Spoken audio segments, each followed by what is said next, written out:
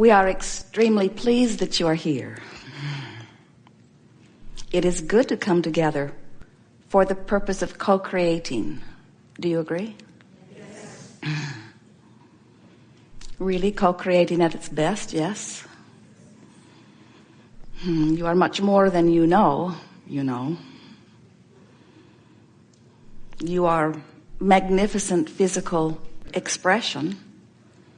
We see you in your bodies, out here on the leading edge. Not the bleeding edge, the leading edge, the leading edge.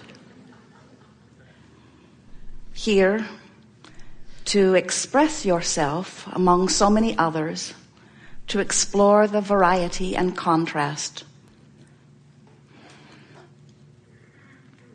for the purpose of joy. But an inevitable consequence of that exploration of variety is that eternally new ideas and preferences and desires are born out of what you are living. And the non-physical part of you, which is the eternal part of you, the biggest part of you, certainly the longest, oldest part of you, in the moment that the new idea happens within you, even though you in your physical form are rarely anywhere near the vibration of the desire that is born, that contrast usually has you beating the drum of what you don't want pretty good. But when that desire is born, the non-physical part of you becomes immediately one with that desire. So the universe has expanded, and putting it in terms that humans like, the heavens rejoice, because the expansion has occurred, the inevitable expansion. In fact, a powerful reason that you wanted to come forth into this physical body was because you knew of the joyous nature of that expansion. Sometimes you feel it, don't you, when you get a new idea? Can you feel how that new idea almost breathes life into you? But if the new idea, which is life-giving in nature, because in the moment that source energy beholds the new idea that you have honed out of your experience, source energy becomes one with that new idea, and source begins drawing you toward it. And when you feel that calling and you follow it and you let yourself go with the natural flow toward the new idea, you feel fabulous.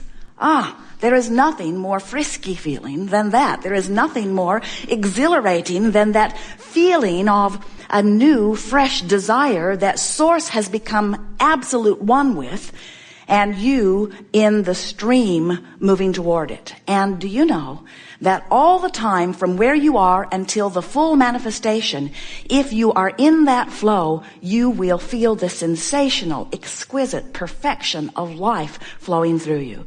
In other words, it hasn't manifested yet, but the idea is there, and the journey is joyous on your way to manifestation. Life just does not get better than that. And in fact, you knew it. It's why you came into this body, so that you could have just that life. However, if when that desire is born out of the contrast, you are still standing over there in the contrast, beating the drum of what's gone wrong, if you're still justifying to those other humans who surround you how much you need or want this new idea because how awful it feels over there in the absence of it, then you're not going with that flow, are you? In fact, you are not allowing, you are resisting that very flow. And that resistance feels awful. In fact, it feels so awful that you say, we know you do, we hear you. You say, I wish I didn't even want that. I wish it had never even occurred to me that I want that, because I'm so miserable now that I want it and don't have it. And we say, well, under those conditions, get used to your misery, because it can't come. And you can never stop wanting it either. Sort of a consequence of taking that leap into physical form. You said, I'll go where new ideas will be born within me, because I know that the expansion of the universe is about exactly this. I'll go.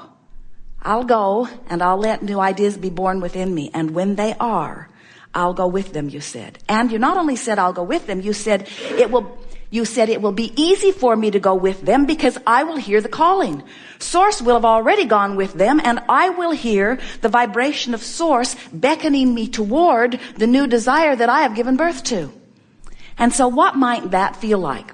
Well, it might feel like love or appreciation or passion. It might feel like joy or exhilaration. It certainly would feel good. It feels good where we are. It feels good where Source is. It feels good where the new idea is now born and is now complete in terms of vibration. But your guidance system is giving you a reading on where you are in relationship to this new idea that you've given birth to. All of your emotions are about how much you in this physical body have come into alignment. If you want to move out from behind the pole, it is all right with us.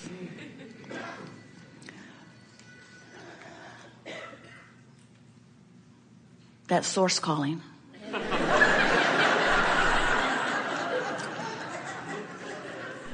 So the emotions that you feel are your indication of where you are in relationship to this new idea that has been born. In fact, you could say, and it would be accurate if you said it, that you, the largest part of you, has become something even more because of the contrast that you lived that caused you to know clearly what you don't want, so you know clearly what you do want.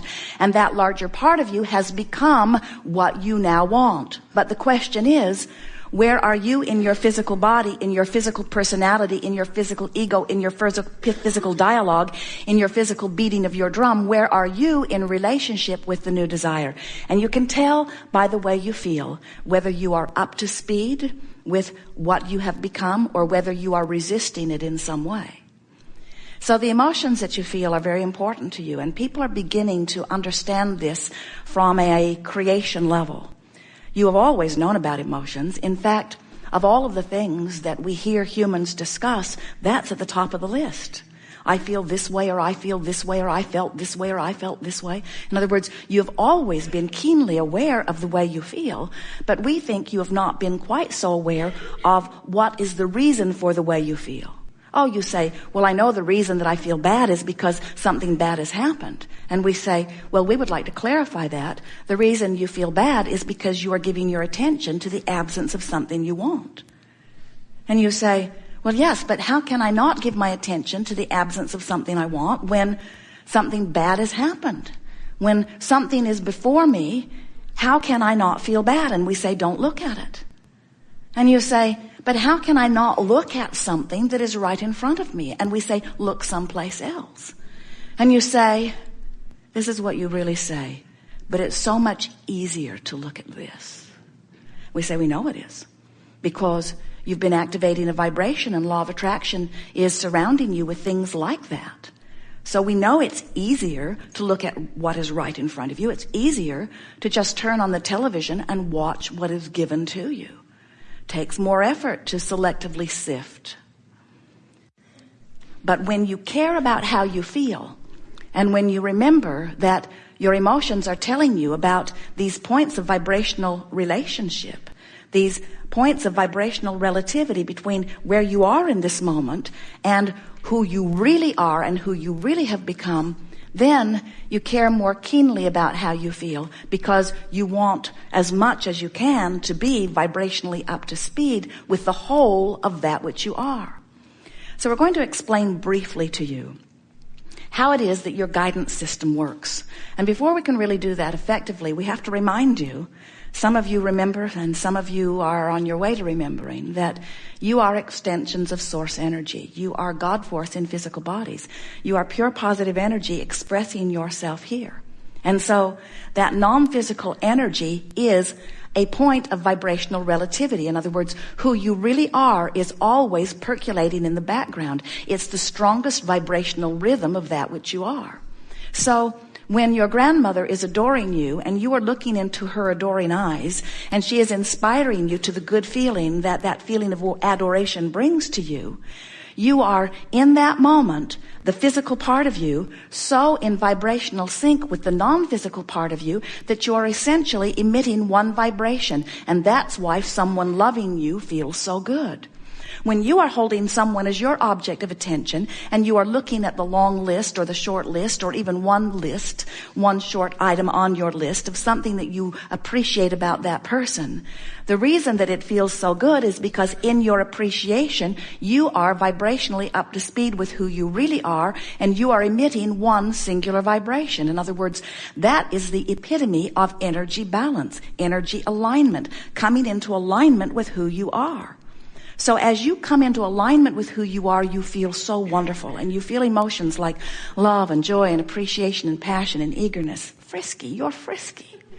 But when you feel fear or anger or despair, those emotions are indicating to you that you're giving your attention to something that is holding you in vibrational resistance to who you really are. You know that you cannot set your radio dial on 98.7 and expect to hear what's being broadcast on 98.9. In other words, the frequencies are that important. You have to set your tuner to the frequency of the transmitter if you are going to have clear connection.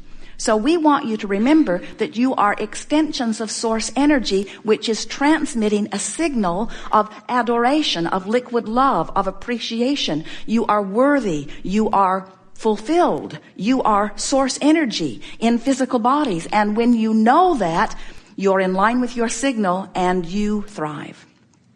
When you don't, then you don't thrive to the degree that you are focused upon things that hold you in resistance.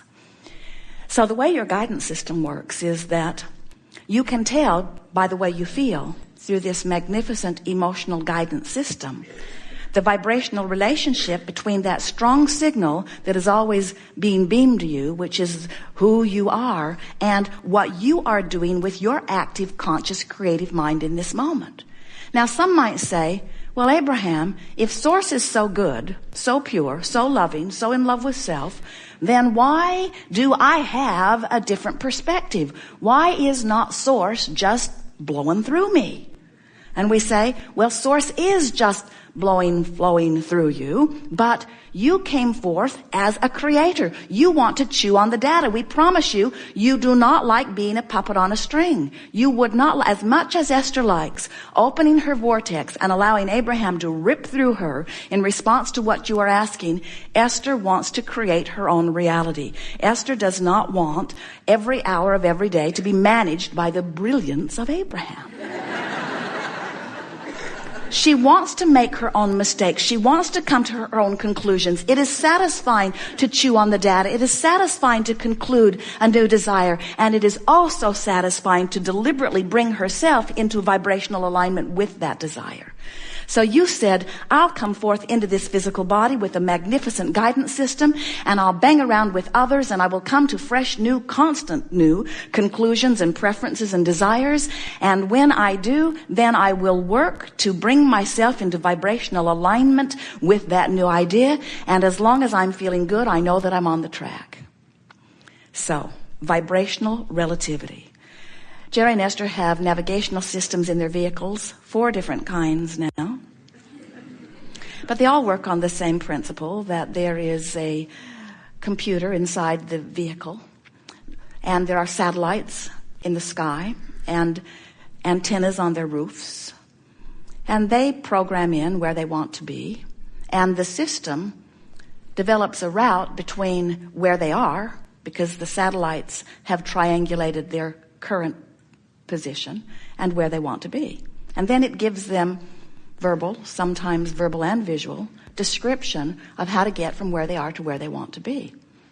Magellan never says, but where have you been? Because it is irrelevant. Magellan never says, well, you know, you asked yesterday and then you didn't listen, and so I'm not going to tell you today. This navigational system has only one function, and that is to figure out how to get from where you are to where you right now, currently, want to go. And your emotional guidance system is based upon those same 2 factors. Where am I in relationship to where I want to go?